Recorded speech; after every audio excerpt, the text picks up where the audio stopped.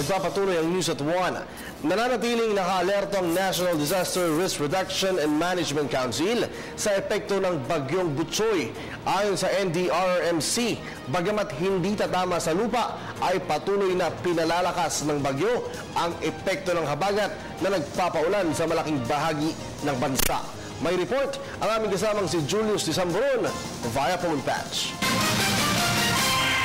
Kirby, sa kabila ng hindi nga tatama nga sa lupa, itong bagyong Butchoy ay palalakasin pa rin ito ng southwest monsoon ng habagat. Dahil dyan, inalerto na nga ng Office of the Civil Defense ang kanilang mga regional offices, particular Kirby, yung mga nasa Hilaga at katimugang bahagi ng Luzon dahil nga po sa epekto ng nasabing bagyo.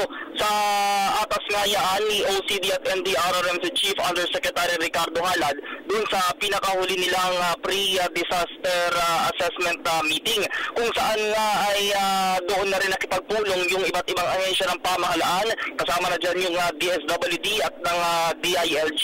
Sa pag-monitor ngayon, Kirby, ang Pag-asa ang siya nagbibigay ngayon ng weather bulletin dun sa meeting ng NDRRMC at ng OCD, which is mamayang hapon na inaasahan din ng mga miyembro ng media na nakaantabay din dito sa tanggapan ng NDRRMC na kung saan nga maaaring maglabas ulit ng panibagong ulat kung saan nga para mabigyan paalala doon sa mga kababayan natin, lalo na nga doon sa western parts of Luzon kung saan hapiawan na rin natin na sinabi nga na possible Friday at hanggang weekends ay magiging maulan. Yan muna latest, Julius Tisamboron, Telebisyon ng Bayan.